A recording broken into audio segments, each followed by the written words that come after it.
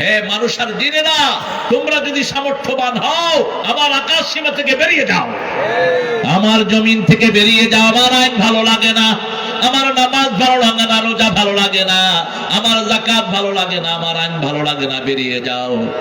আমাদেরকে সবচেয়ে বেশি আদর করেন কে?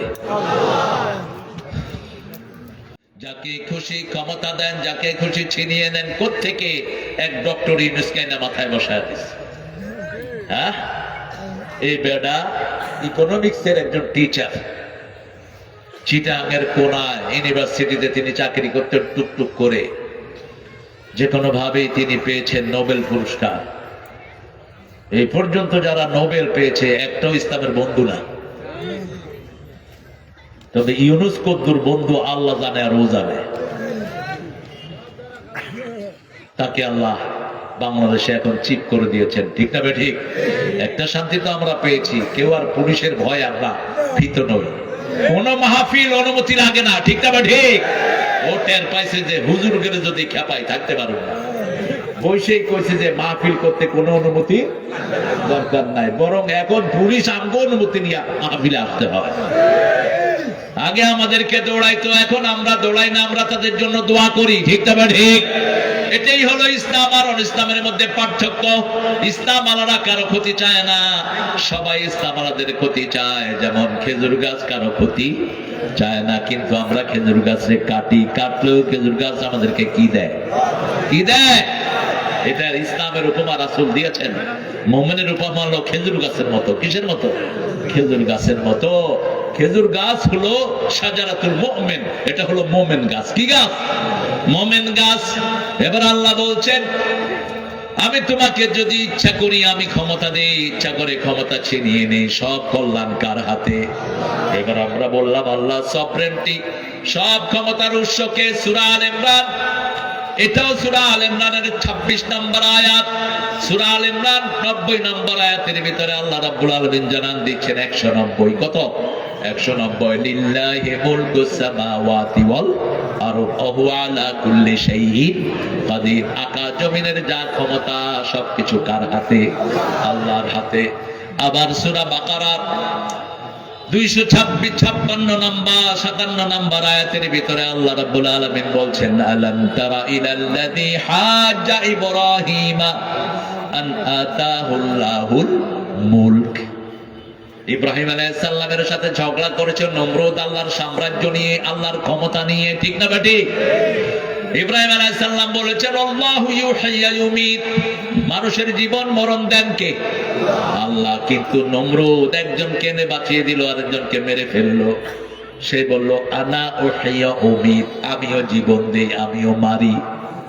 এবার ইব্রাহিম আলাইহিস সালাম বললেন ইন্নাল্লাহ ইয়াতি বিশ-শামসি মিনাল মাশরিক ফাতি বিহা মিনাল মাগরিব, আমার আল্লাহ পূর্ব থেকে পশ্চিমে সূর্য আনে, তুমি যদি পারো পশ্চিম থেকে পূর্বে সূর্য নিয়ে যাও। ফাবুহিতাল্লাযী কাফার, কাফেরের মুখে ছাই পড়ে গেল। আল্লাহু লা ইয়াহদিল কওমাজ জালিমিন, আল্লাহ কখনো জালেমকে হেদায়েত দেন না। কি সুন্দর উত্তর!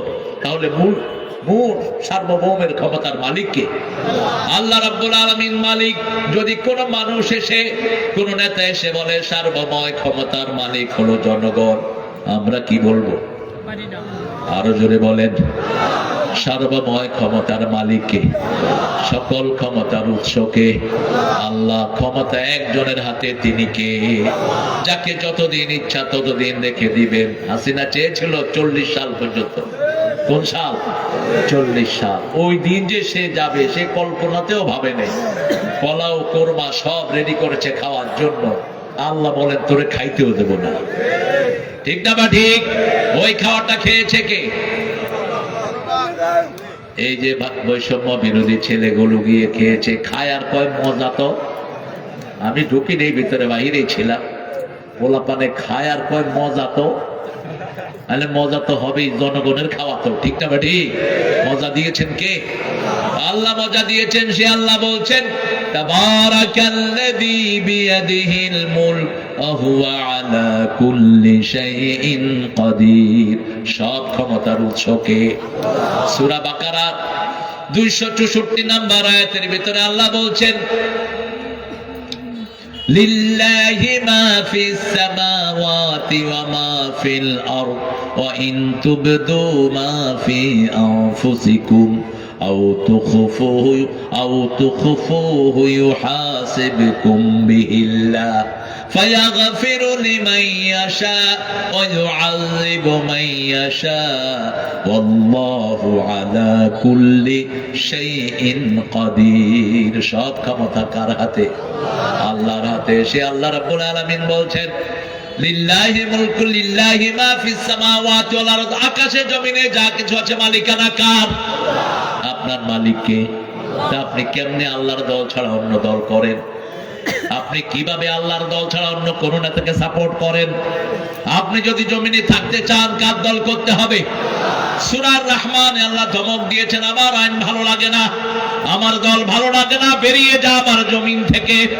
ইয়া মা'শারাল জিন্নি ওয়াল ইনস ইন ইসতাতা'তুম আতাফুযু মিন আকতারিস সামাওয়াতি ওয়াল আরদ ফাফুযু লা তানফুযুনা ইল্লা বিসুলতান ফাবিআইয়ি আলাই। আপনার ঠিক আছে? একটু জোরে আল্লাহু আকবার বলেন তো। চাকলাদার সাহেব তো বলেই। আচ্ছা, আবার জোরে বলে আল্লাহু আকবার। এটা বললে হয় কি জানেন, ইবলিস দূরে সরে যায়। নইলে আয়েশা একটু হাত পা টিপে কয়, হুজুরটা তো কয় আর কত শুনবি। আল্লাহ আমাদেরকে কোরআন দিয়ে জীবন সাজানোর তৌফিক দান করুক। আল্লাহ বলছেন, ইয়া মা'শারাল জিন্নি ওয়াল ইনস, ও হিউম্যান বিইং এন্ড জিন, if you are capable to get rid of my territory of the sky and earth, get off. হে মানুষ আর জিনেরা, তোমরা যদি সামর্থ্যবান হও আমার আকাশ সীমা থেকে বেরিয়ে যাও, আমার জমিন থেকে বেরিয়ে যাও। আমার আইন ভালো লাগে না, আমার নামাজ ভালো লাগে না, রোজা ভালো লাগে না, আমার যাকাত ভালো লাগে না, আমার আইন ভালো লাগে না, বেরিয়ে যাও। আমাদেরকে সবচেয়ে বেশি আদর করেন কে? Feelings, emotion. কি দাবি আল্লাহর কাছে করছেন? আল্লাহ বলছেন, আনা ইনদার জন্নে আবদি বি, আমার গোলাম আমার কাছে যেমন ধারণা করে আমি তার কাছে তেমন। যা চাইবেন কবুল করে নিবেন কে? এমন আল্লাহর ইবাদত করে তিনি বলছেন, শুধু দুনিয়াতে একটু আমার হুকুম মানো, মৃত্যুর পরে আমি তোমার মনের আশা সব পূরণ করে দেব। শুধু দুনিয়াতে একটু চেষ্টা করো, লাইসা লিল ইনসানি ইল্লা মা, একটু চেষ্টা করো। কে আছি আমরা? নামাজে কারো কথা মনে ওঠে না? আছি কেউ? শুধু রাসূল ছাড়া এরকম কেউ নাই। নামাজের ভিতরে কোনো জিনিস মনে আসে না। আলীর কাছে একদিন, আমি খুব বলি ঘটনাটা, এক লোক এসে বলছে, আলী, নামাজে দাঁড়ালে আমাদের মনে বিভিন্ন চিন্তা আসে, আপনাদের আসে না বোধ হয়? কথা বল না কেন? আমার নামাজ হবে? আলী বলছে হবে না। রাসূল শুনে বলেন, আলী শোনো, তোমাকে একটা রুমাল দেবো আমি, তুমি 2 রাকাত নামাজ পড়ে আসো। কি দিবেন? এবার আলী নামাজ পড়লেন।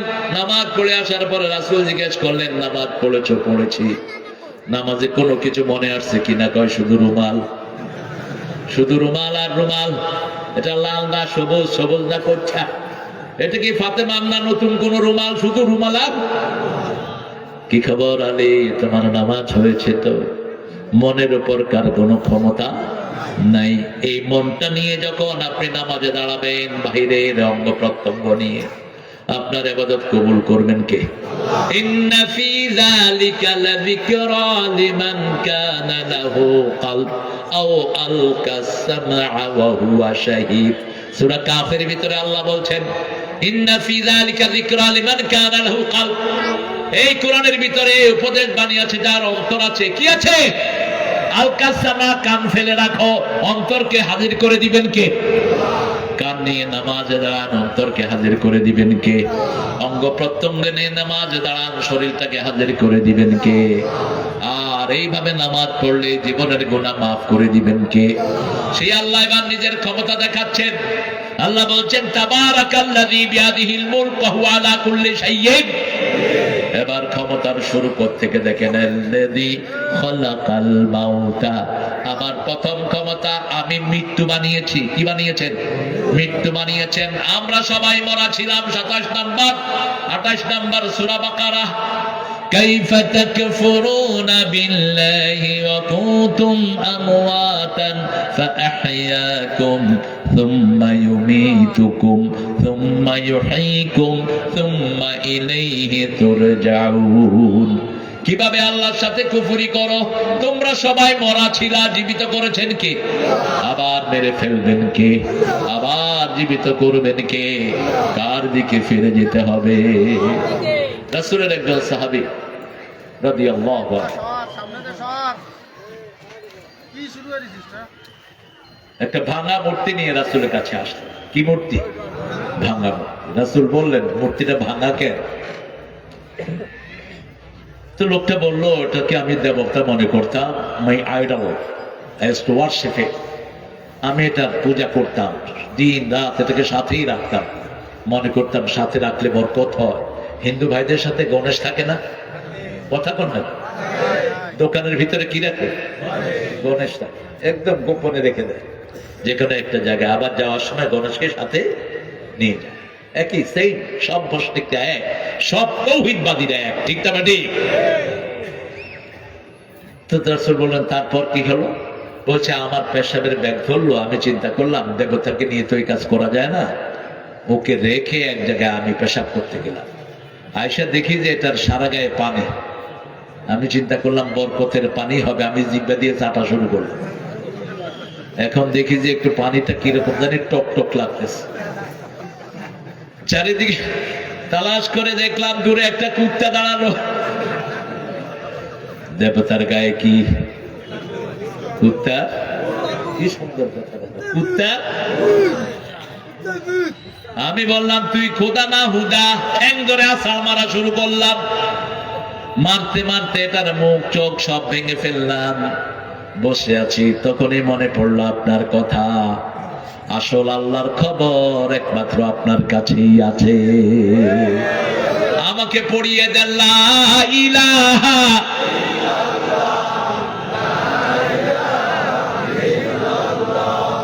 লা ইলাহা ইল্লাল্লাহু মুহাম্মাদুর রাসূলুল্লাহ সাল্লাল্লাহু আল্লাযী খালাকাল মাউতা। আগে মৃত্যু বানিয়েছেন কে? 100 বছর আগে আমরা এখানের কেউ ছিলাম না, 100 বছর পরেও কেউ থাকবো না। এই তো ছোট্ট পৃথিবী, ঠিক না ঠিক? আল্লাযী খালাকাল মাউতা ওয়াল হায়াতা, জীবন তিনি বানালেন, পরে আগে মৃত্যু বানালেন। কেন বানালেন? লিয়াবলুয়াকুম আইয়ুকুম আহসানু আমালা, পরীক্ষা করব। আমরা বললাম, কয়টা পরীক্ষা দিবেন? সূরা বাকারার 126 নম্বর আয়াতে বলছেন 5টা পরীক্ষা দেব। কয়টা? ওয়ালানাবলুওয়ান্নাকুম বিশাইইম মিনাল খাউফি ওয়াল জু'i ওয়া নাকসিম মিনাল আমওয়ালি ওয়াল আনফুসি ওয়াথ থামারাত ওয়া বাশশিরিস সাবিরিন। 5টা পরীক্ষা আমি তোমাদের নেব। প্রথম হলো ভয় দিয়ে। প্রথম কি?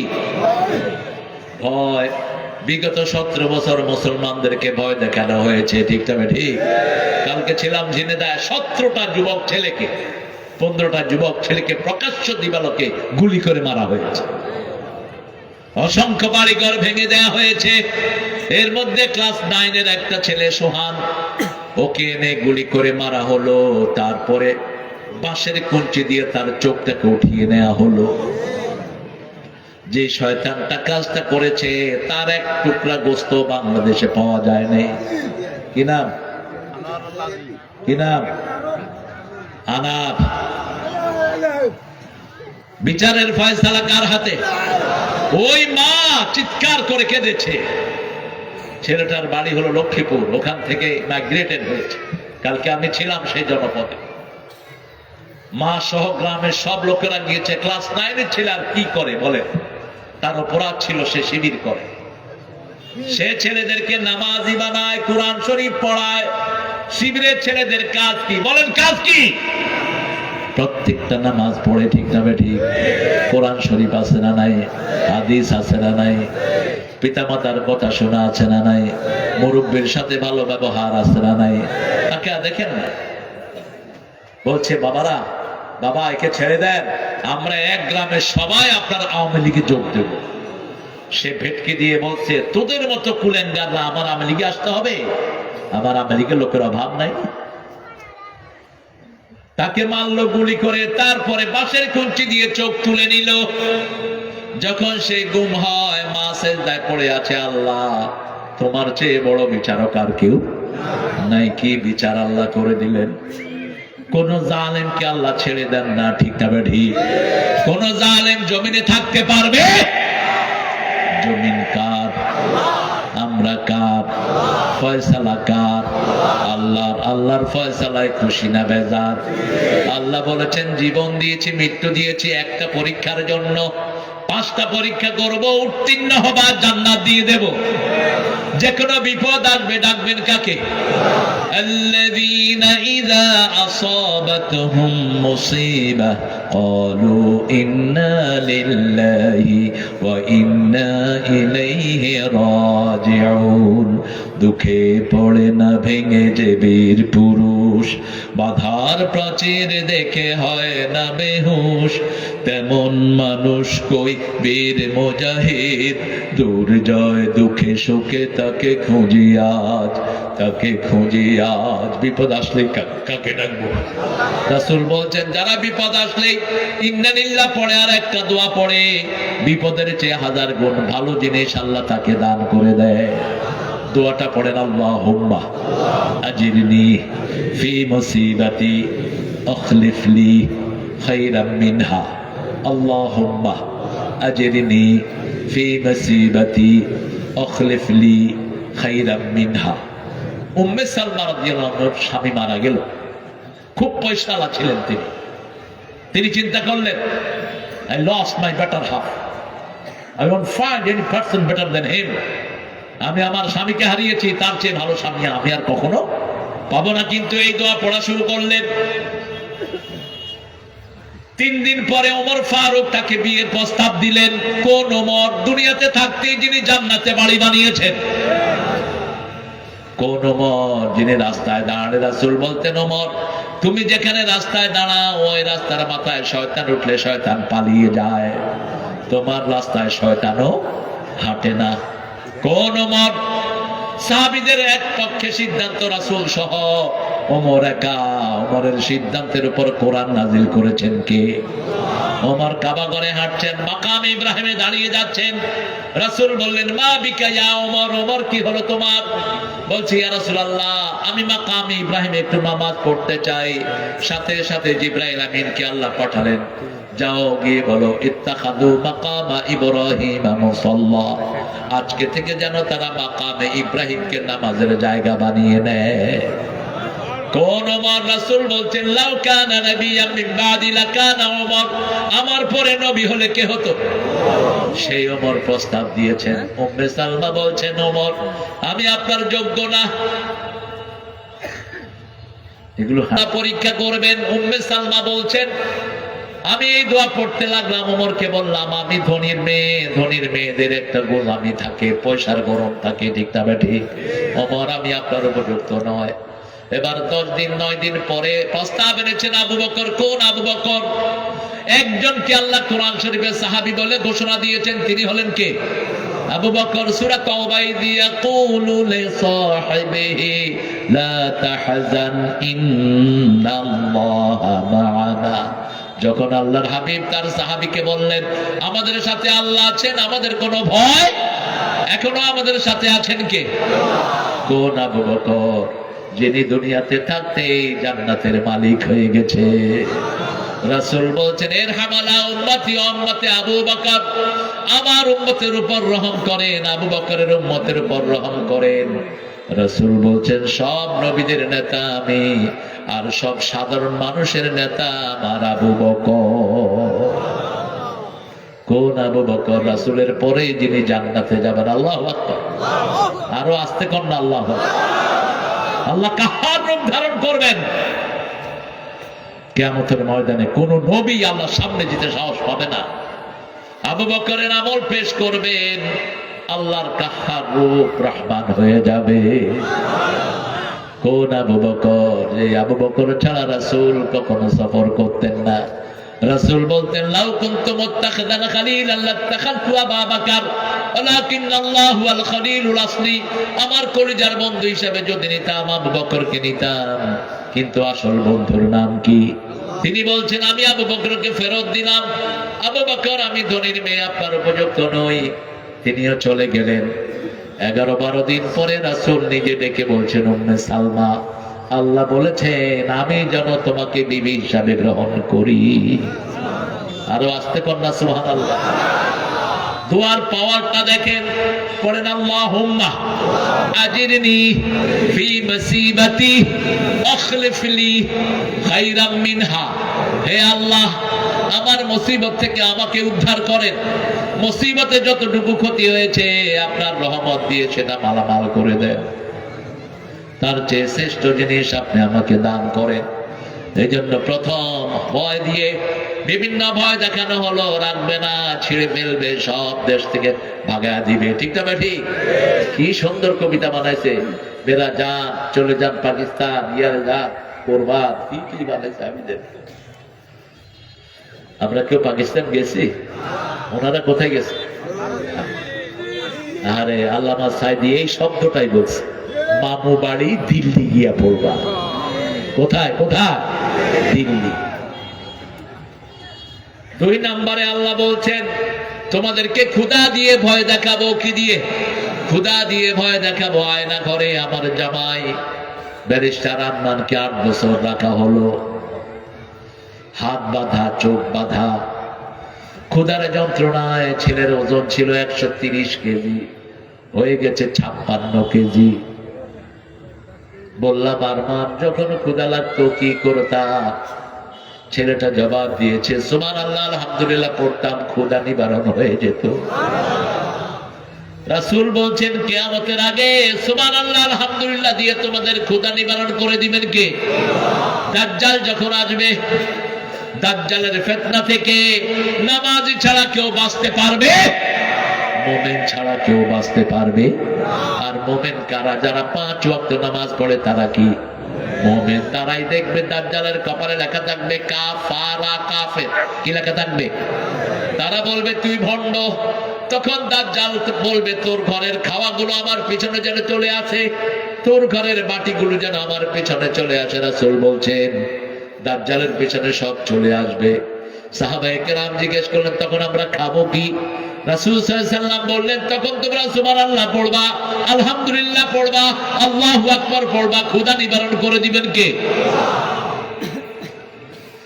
আজ থেকে কয়েক বছর আগে সুনামি হলো ইন্দোনেশিয়া। কি হলো? সুনামির 14 দিন পর ভারত মহাসাগরে একজন মুয়াজ্জিনকে পাওয়া গেল। ইন্দোনেশিয়া থেকে মুয়াজ্জিন ভেসে আসছে। মালয়েশিয়ার একটা জাহাজ দেখলো যে মাথায় টুপি, একবার নামতেছে আরেকবার উঠতেছে। সাগর থেকে বিশাল বালতি ফেলে দিল নিচে। বালতির উপরে তিনি উঠে বসেছেন। হাতগুলো একদম জীর্ণ শীর্ণ হয়ে গেছে নোনা পানিতে। মুখে মিটমিট করে পড়ছে লা ইলাহা, লা ইলাহা। বলছে, কতদিন ধরে আপনি এখানে ভাসছেন? বলছে, আজকে প্রায় 2 সপ্তাহের মতো, 10 দিনের বেশি আমি এখানে ভাসছি। কি করছেন? বলছে, আমি নামাজের সময় ইশারায় নামাজ পড়ছি, আর ওই যে বৃষ্টির পানি আমার মুখে পড়ছে এটা দিয়ে আমি খাচ্ছি, আর তাসবিহ পড়ছি। আমার ক্ষুধা নিবারণ করে দিচ্ছেন কে? ভারতে ভূমিকম্প হলো। ভূমিকম্পে সব স্কুলগুলো ম্লান হয়ে গেল। 3 দিন পরে একটা স্কুলে উদ্ধার কর্মীরা গেল, গিয়ে দেখলো একটা ছেলে ভিতরে আলহামদুলিল্লাহ সূরা পড়তেছে। দরজা ভেঙে তারা ঢুকলো সেখানে। ঢুকে দেখলো একটা ছোট্ট শিশু বসে বসে সূরা ফাতিহা পড়ছে। বলছে, 3 দিন তুমি কি খেয়েছো? বলছে, এই 3 দিন আমি মনে হলে যখন জাগনা হয়েছে সূরা ফাতিহা পড়েছি, আমার ক্ষুধা আল্লাহ নিবারণ করে দিয়েছে। রাসূল সাল্লাল্লাহু আলাইহি ওয়াসাল্লাম দিনকে দিন না খেয়ে থাকতেন, সওমে বেসাল করতেন। 3 দিন 4 দিন সেহরিও না, ইফতারিও না। রাসূল বলতেন আল্লাহু ইউতি'মুনি